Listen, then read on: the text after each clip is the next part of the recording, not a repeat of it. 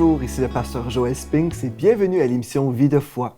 Aujourd'hui, j'ai encore la grâce de recevoir dans les studios pasteur Jocelyne Goma. Bonjour, pasteur Jocelyne. Bonjour, pasteur Joël. Gloire à Dieu, nous avons passé du bon temps dans la parole de Dieu cette semaine en parlant des dons spirituels. Oui. Et j'ai aussi eu la grâce de recevoir votre mari l'année passée, en fait. Et puis lui aussi, il aime la parole de Dieu. Et vous avez, je sais, un ministère très puissant au niveau de la louange. Oui. Et puis, c'est un volet qu'on n'a pas mentionné dans les émissions précédentes, mais vous pouvez parler un peu de votre ministère. On a un ministère qui a pour, fer de lance la louange avec notre chorale Total Praise, qui est une chorale qui est connue, plus de 200 choristes, qui a le privilège d'accompagner les plus grands artistes de gospel contemporain.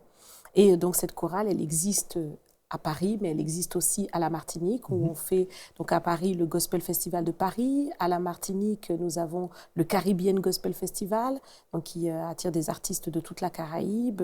Et puis, nous avons aussi, évidemment, cette chorale donc, au Congo. Donc, Brazzaville et Pointe-Noire. Et c'est vraiment une joie de voir tous ces jeunes qui véritablement manifestent leur amour pour le Seigneur au travers du chant, au travers de cet investissement, à réaliser que nous pouvons louer le Seigneur dans l'excellence. Oui. Et vraiment, c'est un privilège pour nous de pouvoir les conduire dans ces choses. Et puis, c'est vrai, notre ministère donc, est connu par rapport à la louange, mais il est très divers. Nous avons 5 dimensions dans notre ministère. C'est vrai qu'il y a l'aspect de spirituel, où nous édifions les croyants au travers de nos cultes de gospel partout où nous sommes installés, mais nous avons aussi d'autres dimensions, comme l'Association des femmes chrétiennes, dont je suis la présidente, et puis il y a aussi d'autres associations qui travaillent tout autour, donc dans le centre du réveil chrétien. C'est vraiment toute une nébuleuse d'associations. Nous avons le mouvement pour l'identité divine de l'homme que mon mari dirige. Nous avons le Forum chrétien de la jeunesse, dirigé par des jeunes, pour vraiment aider les jeunes à marcher avec Dieu. Et puis nous avons aussi le Forum politique chrétien. Très important parce que nous croyons que nous devons être le sel de la terre, la lumière du monde, éclairer véritablement cette génération et apporter véritablement le leadership chrétien, même au niveau politique. Okay. Donc nous faisons des réunions importantes avec des personnalités, des politiques qui pèsent et nous voyons vraiment le fruit de cela. Et puis il y a aussi l'action sociale et humanitaire très importante, la main tendue à ceux qui sont véritablement dans la souffrance. Et Dieu nous permet au travers de l'action sociale et humanitaire de tirer des âmes qui sont dans l'exclusion, les faire revenir vraiment dans une vie épanouie et avec le Seigneur, sortir de la drogue, sortir de l'errance, de la rue. Donc tout cela, c'est ce que nous faisons. Et d'ailleurs, à l'heure où je vous parle là maintenant, notre action sociale et humanitaire s'apprête à rencontrer la ministre française de l'Outre-mer pour pouvoir justement parler des problèmes qui concernent les exclus. OK, bien, gloire à Dieu. Et si les gens veulent entrer en contact avec vous, visiter votre église, vous avez un site web sûrement? Oui, bien sûr. Ils n'ont qu'à se loguer sur crc-international.org et puis ils pourront voir aussi nos directs puisque nos événements sont en direct sur ce site. Ah, bien, gloire à Dieu. Et vous êtes également l'auteur de ce livre que nous étudions cette semaine, oui, voilà. La pratique des dons spirituels, disponible dans la librairie CLC et sur Internet également. Et sur Internet également, avec les éditions Seed Publications. Donc, cet ouvrage, La pratique des dons spirituels, qui concerne notre thème, mais c'est vrai qu'il y a beaucoup d'autres ouvrages, parce que j'ai pu écrire plus d'une dizaine de livres sur différents sujets qui peuvent véritablement édifier la foi de tout croyant, comment écouter la voix de Dieu, jeûner efficacement, les secrets de la présence de Dieu. Voilà, il y a plein d'ouvrages. Les gens peuvent grandir avec vous. Vous avez plusieurs ouvrages pour aider le corps de Christ à grandir. Oui. Donc, gloire à Dieu. Hier, on a parlé des dons d'inspiration. Dans notre toute première émission, on a parlé justement comment c'est important de recevoir les dons spirituels, comme quoi nous réalisons qu'il y a des gens qui mettent de côté, qui ne valorisent pas les dons spirituels, les dons du Saint-Esprit, et nous voulons vraiment établir ce fondement, et nous l'avons fait dans la première émission. Et dans notre deuxième, nous avons parlé des dons d'inspiration. Donc, à la maison, si vous avez raté ces émissions, vous pouvez retourner sur le site web enseigne-moi.com et puis suivre l'émission Vie de foi et vous retrouverez ces émissions-là. Aujourd'hui, on va poursuivre en parlant des dons de révélation. On a déjà établi qu'il y avait 9 dons spirituels qu'on sépare en 3 qui sont agencés selon... Bon, par exemple, on a parlé de la prophétie, les dons des langues, l'interprétation des langues, c'est don d'inspiration. Don d'inspiration. En anglais, on appelle vocal gifts, les dons finalement vocaux, si on veut, mais qui viennent d'une inspiration du Seigneur. Aujourd'hui, on va parler des dons de révélation. Donc, je vous invite à partager ce que le Seigneur vous a révélé par rapport à ces dons. Par rapport à ces dons. Donc, effectivement, Dieu, au travers de ces dons, va parler, va révéler des choses cachées. Il s'agit vraiment de révéler des choses cachées. C'est ce qu'on appelle les dons de révélation. Et parmi ces dons, donc, nous pouvons commencer déjà avec le don de la parole de connaissance. C'est-à-dire que Dieu va révéler une situation cachée aux yeux des hommes, mais que le Seigneur voit et que le Seigneur veut mettre en lumière. Donc, Luc, chapitre 8, verset 16, c'est le Seigneur qui parle et qui dit qu'il n'y a rien de caché qui ne doit être découvert. C'est-à-dire que le Seigneur veut véritablement, au travers de ce don, apporter la crainte de Dieu. Que l'on puisse réaliser que Dieu voit toutes choses, Dieu connaît toutes choses. Et au travers de cette parole de connaissance, eh bien, tout de suite, ceux qui sont exposés à ce don sont sous la lumière du Seigneur. Il n'y a pas de ténèbres dans la présence de Dieu. On avait parlé dans l'émission précédente de l'aspect du chandelier. Le Seigneur est clair, il montre la lumière et tout devant lui est à nu et à découvert. Dans Job, au chapitre 33, à partir du verset 14, il nous est dit « Dieu parle tantôt d'une manière, tantôt d'une autre, et l'homme n'y prend point garde. » Il parle par des songes et par des visions lorsque nous sommes endormis sur nos couches. Donc Dieu va se révéler. Et ça, c'est très important de réaliser que la parole de connaissance, c'est une parole qui vient vers nous. Elle va prendre diverses formes, on va le voir, mais c'est une parole de Dieu qui vient vers nous et qui nous donne une connaissance que nous n'avions pas humainement parlant. Donc Dieu va révéler une situation. Il va révéler des choses que les hommes ne savent pas, mais qu'il veut mettre en lumière. Le Seigneur va apporter une révélation. Deutéronome 29, verset 29 nous dit « Les choses cachées sont à l'Éternel, notre Dieu, les choses révélées sont à nous et à nos enfants à perpétuité, afin que nous mettions en pratique toutes les paroles de cette loi. » Et nous pouvons encore citer Jérémie, chapitre 33, au verset 3, qui nous dit « Invoque-moi et je te répondrai, je t'annoncerai de grandes choses, des choses cachées que tu ne connais pas. » Et ce passage-là, j'aimerais vraiment, pour tous ceux qui nous écoutent, préciser que Dieu a besoin de nous révéler des choses que nous ne savons pas. Dieu a besoin de nous annoncer la destinée qu'il a pour nous, des choix que nous devons faire. C'est un don très, très important pour beaucoup de choses. Et parfois, nous pouvons être exposés à des situations, entre guillemets, piégeantes. Et on a besoin vraiment d'avoir la révélation du Seigneur pour que Dieu nous révèle les choses cachées. Et donc, au travers de ce don-là, eh bien, le Seigneur va mettre toutes choses en lumière. Et dans l'Église aussi, c'est un don qui est très important parce que l'Église, c'est l'appui et la colonne de la vérité. Là, il n'y a pas de place pour marcher n'importe comment avec Dieu. Et Dieu peut, au travers de ce don, révéler une perversité, une double voie, des voies qui ne sont pas la gloire de Dieu, pour aider le croyant à sortir de cette attitude qui est pervers, qui n'est pas à la gloire de Dieu, pour pouvoir l'aider à revenir et se repentir. Je me souviens une fois, vous avez mentionné les songes et paroles de connaissance. Je vais juste souligner une chose juste avant que je partage ça, c'est que ça nous dit don de la parole de connaissance. Il y a des gens qui s'imaginent, et j'ai déjà entendu une prédication une fois d'un frère qui ne comprenait pas vraiment les dons du Saint-Esprit et il s'imaginait que c'était des dons naturels que Dieu avait donnés. Donc ici, le don de la... Il oubliait le mot parole, don de la connaissance. Il s'imaginait que c'était quelqu'un qui avait un certain talent ou habileté pour les études. Ah oui, non, donc, cet homme a beaucoup de connaissances, mais c'est pas du tout ça. C'est une connaissance surnaturelle qui nous vient de Dieu. Et Dieu protège son Église, justement. Je me souviens une fois, je dormais et j'ai eu un songe. Et dans le songe, Dieu m'a fait entendre une conversation complète dans mon Église, des gens dans mon Église. Et quand je me suis réveillé, j'ai compris des choses. Absolument. Donc, ça, c'est bénissant et c'est l'Esprit de Dieu qui nous communique ces choses-là. Ce n'est pas quelque chose qu'on peut apprendre à l'école. Exactement. C'est une révélation, ce sont les dons du Seigneur. Et Dieu, donc, va le faire de diverses manières. Il va le faire par songe. Il va le faire par vision qu'on appelle des visions ouvertes. Il va le faire par des visions nocturnes.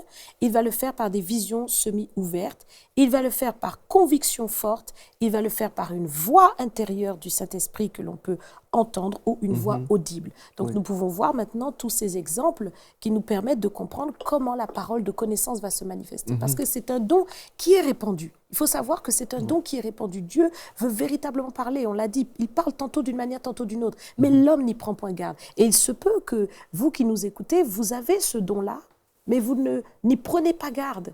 Et donc, c'est important pour vous de réaliser, parce que lorsque nous allons décrire comment ce don se manifeste, vous pourrez vraiment prier pour alimenter ce don que le Seigneur vous a donné. Dites-moi, Pasteur Jocelyne, croyez-vous qu'une personne peut opérer dans ces dons-là sans le savoir? Eh bien, on a des exemples dans la Bible. On a des exemples parce qu'il y a eu des personnes qui ont eu des paroles que le Seigneur leur a révélées sans qu'ils connaissent Dieu.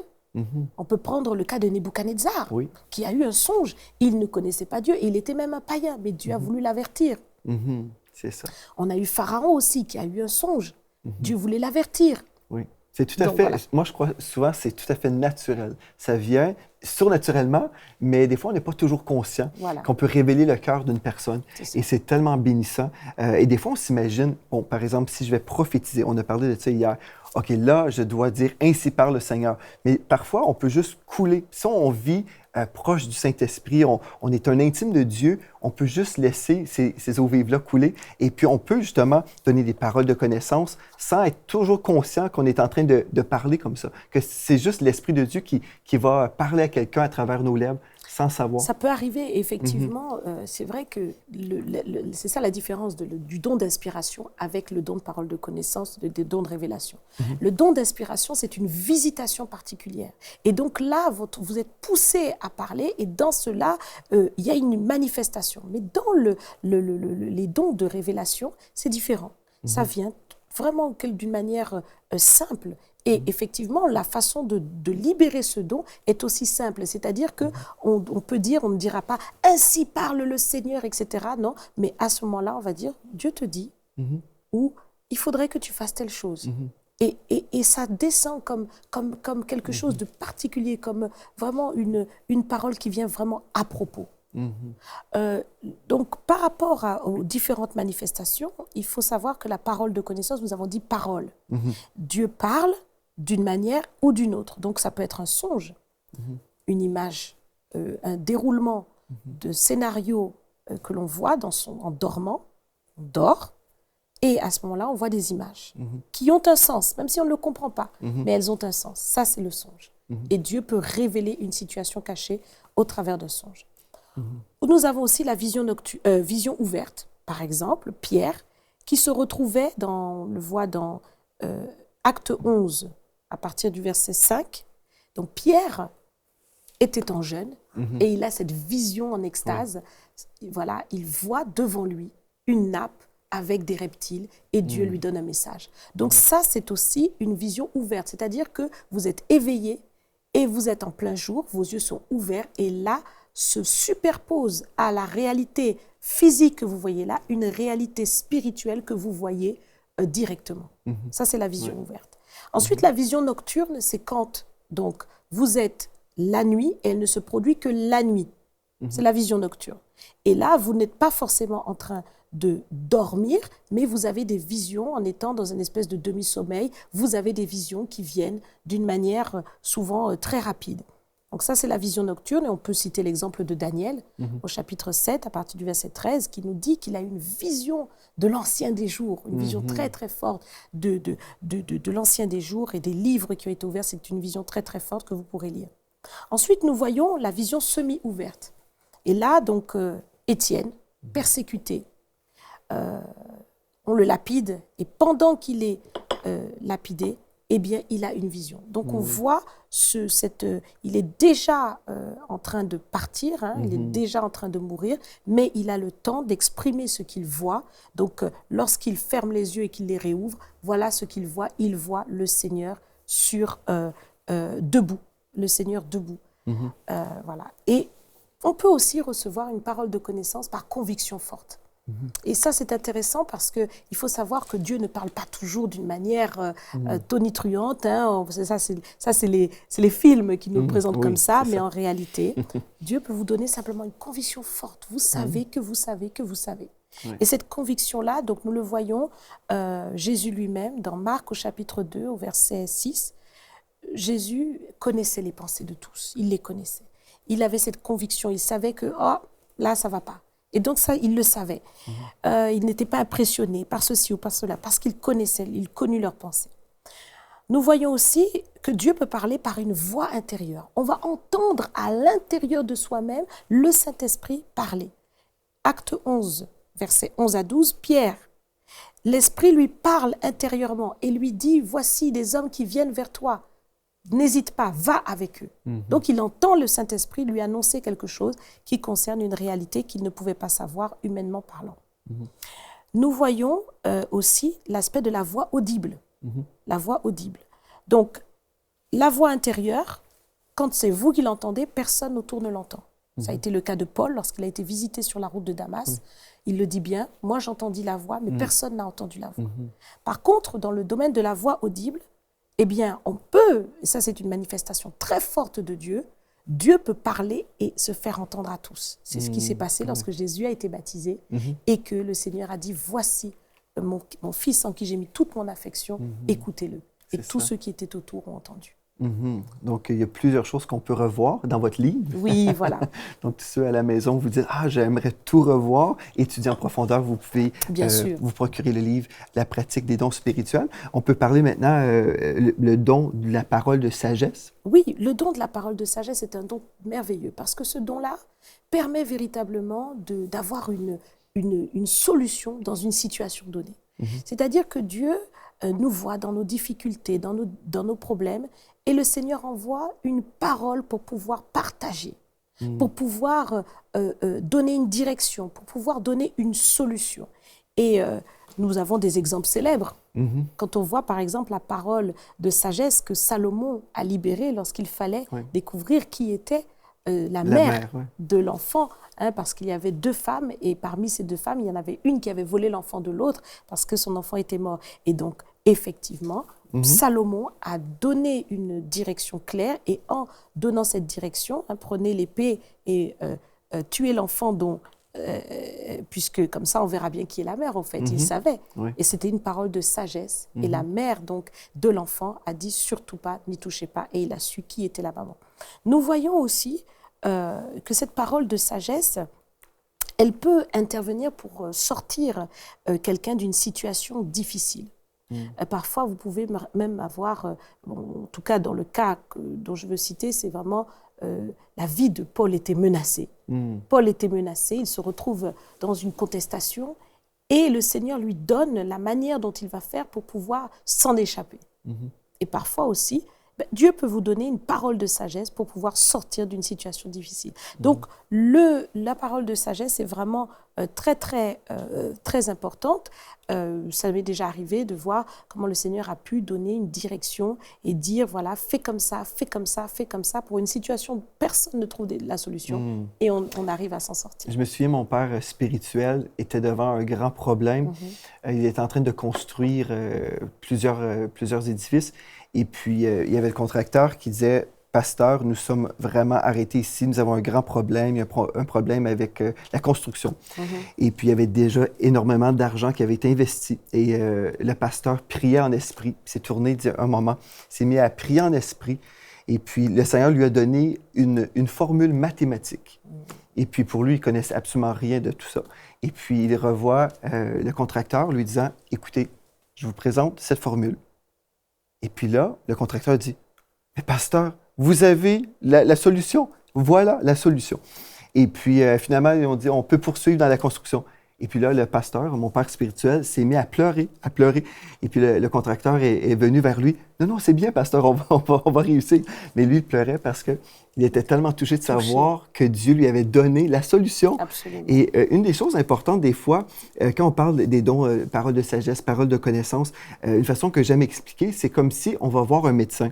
Le médecin ne dira pas tout ce qu'il connaît depuis ses études. Il va simplement partager une parole de connaissance par rapport à notre besoin. Et spirituellement, le Seigneur ne nous révèle pas toutes choses d'un seul coup. Il va nous donner une parole pour notre vie. Et puis voilà, ça va nous faire du bien et nous consoler, nous exhorter. C'est ça, c'est une parole et qui descend à un moment précis par rapport à une situation précise. Et cette parole apporte vraiment une grande force aussi à notre foi. Parce que lorsqu'on vit ces expériences, que le Seigneur puisse vraiment se révéler dans ces situations-là, ça nous donne de réaliser à quel point Dieu, même dans les détails, est avec nous et nous permet vraiment de nous en sortir. Donc ça, c'est un avantage formidable. Oui, absolument. Et puis, le don du discernement des esprits. Alors, ce don-là est un don très, très, très important parce que c'est vrai que le Seigneur nous appelle, selon la parole de Dieu, voici les miracles qui accompagneront ceux qui auront cru, à chasser les démons. Et si on ne discerne pas ce qu'on doit chasser, ce n'est pas possible d'y parvenir. Donc, le discernement des esprits est très important. Quand nous parlons du discernement des esprits, nous ne parlons pas simplement de discerner les démons, mais il s'agit aussi de discerner l'Esprit de Dieu, parce que l'Esprit de Dieu va se manifester, l'Esprit de Dieu aussi le Seigneur va aussi envoyer ses anges et on a besoin de discerner dans ce que nous vivons, ce qui peut se produire parce que Dieu peut véritablement le faire. Donc l'Esprit de Dieu, tout ce qui est de l'Esprit de Dieu ou des esprits de Dieu et l'esprit du diable, parce que le diable a des ruses et qu'il se déguise en ange de lumière. Donc il faut vraiment le discerner. Et puis aussi, il faut pouvoir discerner les esprits humains. Ça veut dire le positionnement des hommes pour pouvoir véritablement savoir à qui vous avez affaire, parce que le Seigneur nous dit que nous devons être prudents comme des serpents, nous ne devons pas nous exposer aux loups. Donc, il faut discerner. Ouais. Et Dieu donne le discernement des esprits. Et c'est un don. Et je précise vraiment que c'est un don. Ce n'est pas une méfiance, ce n'est pas un soupçon, ce n'est pas un jugement sur l'apparence. Ou la critique. Une critique. Voilà. Mais c'est véritablement une révélation. Dieu va vous donner véritablement la révélation pour voir ce qui est en face de vous. Et donc, c'est important d'avoir ce don-là. J'ai rencontré des gens qui savaient bien critiquer les gens, calomnier les gens, et puis ils disaient, bien moi j'ai le don de discernement.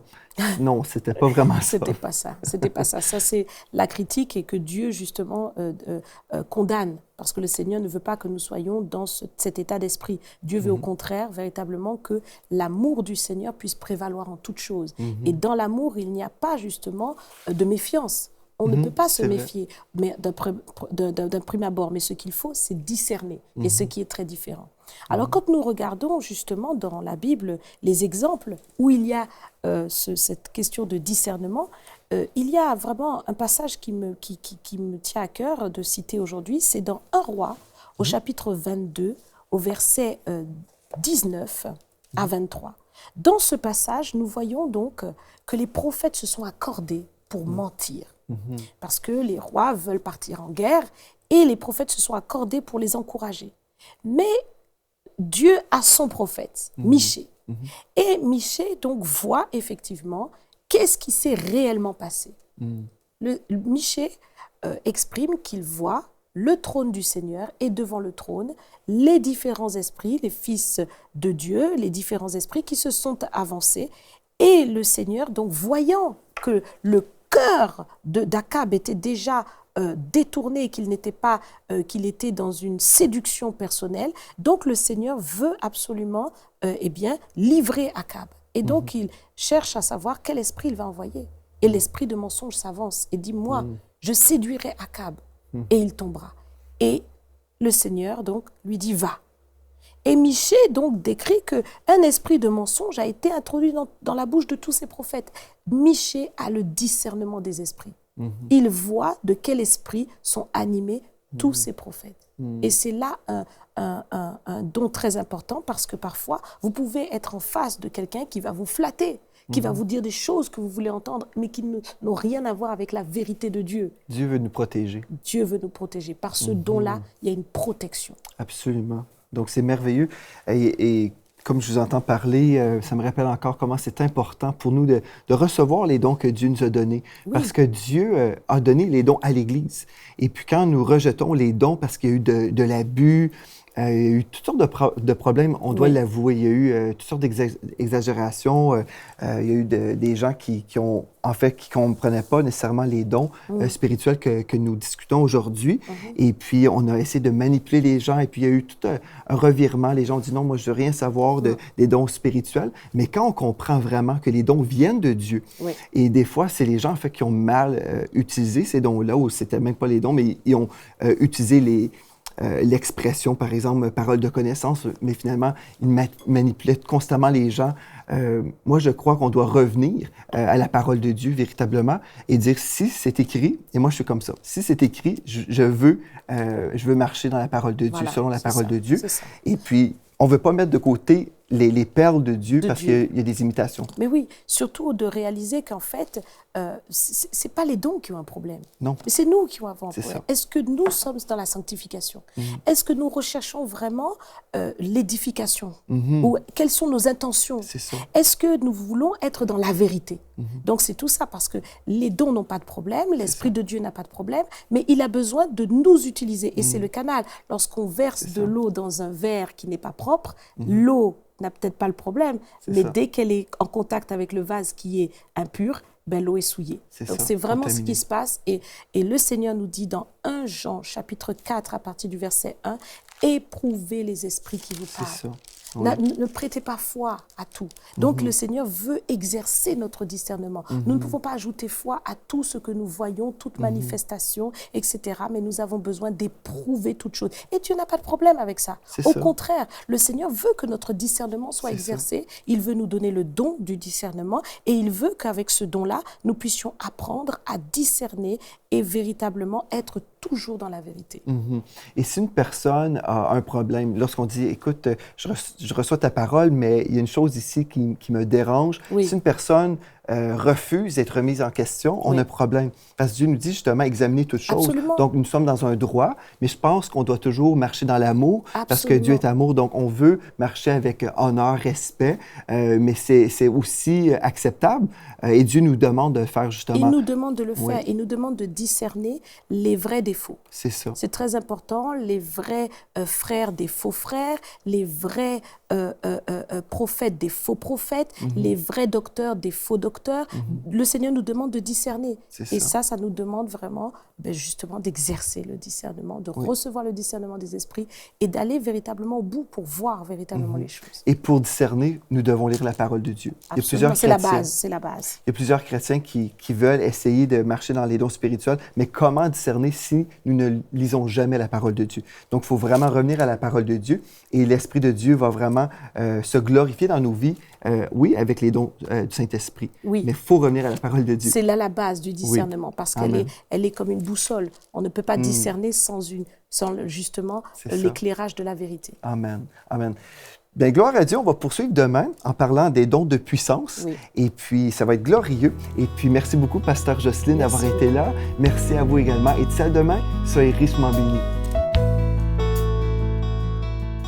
Cette émission est rendue possible grâce au précieux soutien des partenaires d'Enseigne-moi Canal International. Retrouvez tous nos programmes sur enseigne-moi.com.